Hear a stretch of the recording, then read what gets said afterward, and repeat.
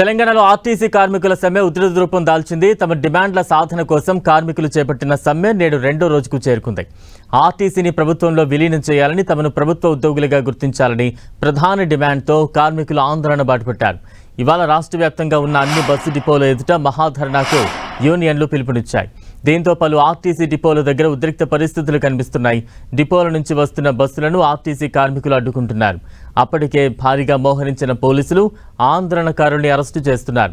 ప్రయాణికులకు ఇబ్బందులు కలగకుండా ప్రైవేటు డ్రైవర్లతో బస్సులను నడిపిస్తున్నారు ఆర్టీసీ అధికారులు. హైదరాబాద్లోని రాణిగంజ్ డిపో దగ్గర జరిగిన ఆర్టీసీ నిరసన కార్యక్రమంలో మాజీ మంత్రి తలసాని శ్రీనివాస్ యాదవ్ పాల్గొని కార్మికులకు మద్దతు తెలిపారు. అటు ఉమ్మడి కరీంనగర్ జిల్లాలో సమ్మె ప్రభావం స్పష్టంగా కనిపిస్తోంది. ఇక్కడి 9 డిపోలకు చెందిన సుమారు 1000కి పైగా బస్సులు డిపోలకే పరిమితమయ్యాయి. వికారాబాద్ జిల్లా పరిగిలో ఉదయాన్నే కార్మికులు డిపో ముందు బైఠాయించి నిరసన తెలిపారు.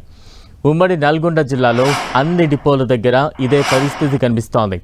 బస్సులను డిపోల నుంచి రాకుండా ఆర్టీసీ కార్మికులు అడ్డుకుంటున్నారు. కొన్ని చోట్ల పోలీసులు దగ్గరుండి బస్సులను రన్ చేస్తూ ఉన్నారు. దీంతో పోలీసులు ఆర్టీసీ కార్మికుల మధ్య వాగ్వాదం జరుగుతోంది. మరోవైపు ప్రయాణికులకు ఇబ్బంది కలగకుండా పోలీసులు భారీ బందోబస్తు మధ్య బస్సులను నడిపేందుకు ప్రయత్నిస్తున్నారు. మహబూబాబాద్, తొర్రూరు, వరంగల్ ప్రాంతాల్లో బస్సులను అడ్డుకున్న కార్మికులను పోలీసులు అదుపులోకి తీసుకున్నారు. కాంట్రాక్ట్ డ్రైవర్లు, పోలీస్ కానిస్టేబుళ్ల సాయంతో అద్దె బస్సులను నడిపిస్తున్నారు. సమ్మెపై టీజీఎస్ఆర్టీసీ యాజమాన్యం ఘాటుగా స్పందించింది. సమ్మె వద్దు, మాయ మాటలు నమ్మొద్దు అంటూ సిబ్బందికి విజ్ఞప్తి చేసింది. చర్చలు పెండింగ్లో ఉన్నప్పుడు సమ్మె చేయడం చట్టవిరుద్ధమని స్పష్టం చేసింది. చట్టవిరుద్ధమైన సమ్మెలో పాల్గొంటే చర్యలు తప్పవంటూ హెచ్చరించింది. అయినా ఆర్టీసీ కార్మికులు వెనక్కు తగ్గడం లేదు. కాంగ్రెస్ ప్రభుత్వం ఇచ్చిన హామీలను నెరవేర్చాలని డిమాండ్ చేస్తున్నారు. అటు కార్మికులు, ఇటు ప్రభుత్వం మధ్య ప్రతిష్టంభన కొనసాగుతుండటంతో సామాన్య ప్రయాణికులు తీవ్ర ఇబ్బందులు పడుతున్నారు.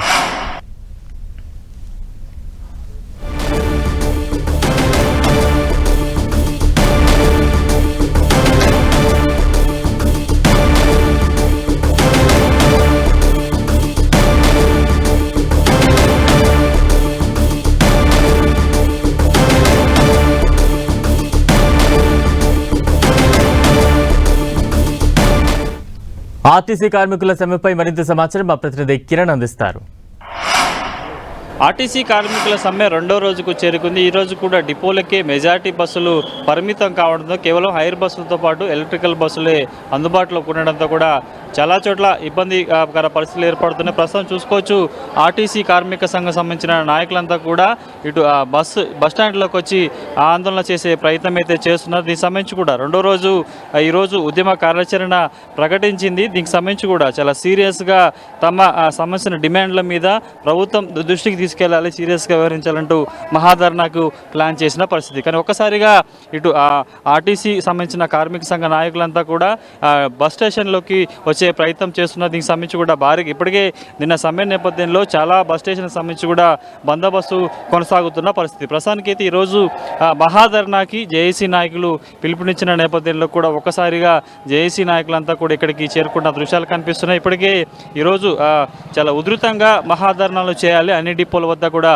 ఇప్పటికే పిలుపునిచ్చిన నేపథ్యంలో కార్మిక సంఘం సంబంధించిన నాయకులతో పాటు కార్మికులంతా ఒకసారిగా ఇటు జేబీఎస్లోని పికెట్ డిపోకి వచ్చి ఆందోళన చేస్తున్న పరిస్థితి కనిపిస్తుంది. పూర్తి స్థాయిలో కూడా ఇప్పటికే దీనికి సంబంధించి డిమాండ్ల నెరవేరించే వరకు సమ్మెలోంచి విరమించేది లేదంటూ కూడా జేఏసీ నాయకులు చెబుతున్న నేపథ్యంలో ప్రస్తుతానికైతే ఆందోళన కూడా కొనసాగుతున్నట్టుగా మనమైతే చెప్పుకోవాల్సి ఉంటుంది. ప్రస్తుతానికైతే ఇటు తెలంగాణ వ్యాప్తంగా అన్ని డిపోలలో కూడా ఆందోళనలు కొనసాగుతున్నాయి. ఈరోజు ఉదయం 6 గంటల నుంచే కార్మిక సంబంధించిన నాయకులంతా కూడా డిపోల ఎదుటకు వచ్చి మెరుపు ఆందోళనకి మహాధర్నాలు చేస్తున్న పరిస్థితి కనిపిస్తుంది. చూసుకోవచ్చు, పికెట్ డిపో వద్ద ఒక్కసారిగా ఆందోళన చేసేందుకు కార్మికులంతా చేరుకున్న పరిస్థితి కనిపిస్తుంది. మహిళా కండక్టర్లు, డ్రైవర్లతో పాటు కూడా కార్మిక లోకులంతా కూడా ఇక్కడికి వచ్చి ఆందోళన చేస్తున్న పరిస్థితి కనిపిస్తుంది. ఇప్పటికే ఈరోజు చాలా కీలక అంశాలకు సంబంధించి కూడా కొంత మహాధర్నా చేయాలి ప్లాన్ చేస్తున్న పరిస్థితి కనిపిస్తుంది. వెంటనే 32 డిమాండ్లతో పాటు ముఖ్యంగా 3 ప్రధానమైన డిమాండ్లకు సంబంధించి కూడా పరిష్కరించాలంటూ కూడా చెప్పిన పరిస్థితి కనిపిస్తుంది. ప్రస్తుతానికి అయితే చూసుకోవచ్చు, ఇటు జేఏసీ చైర్మన్ ఇచ్చిన నాయకుల పిలుపు మేరకు కూడా చేస్తున్న పరిస్థితి కనిపిస్తుంది. ప్రస్తుతానికి అయితే జేఏసీ నాయకులు ఇచ్చిన పిలుపు మేరకు సంబంధించి కూడా పెద్ద ఎత్తున నిరాదరణ చేస్తున్నారు. ఒకవైపు సమ్మె నిన్న మొదటి రోజు విజయవంతం కావడం, రెండో రోజు కూడా చాలా నిరసన నేపథ్యంలో ఆందోళన చేస్తున్న పరిస్థితి కనిపిస్తుంది. పూర్తి స్థాయిలో చాలా డిపోల వద్ద కూడా జేఏసీ నాయకులు ఇచ్చిన మహాధర్నా పిలుపు మేరకు కూడా కార్మికులంతా కూడా ధర్నాలో పాల్గొంటూ తమ డిమాండ్లను నెరవేర్చే వరకు సమ్మె కొనసాగించే విధంగా చేస్తామంటూ చెప్తున్నారు. కెమెరా పర్సన్ డి రాజుతో కలిసి కిరణ్, 10TV, హైదరాబాద్.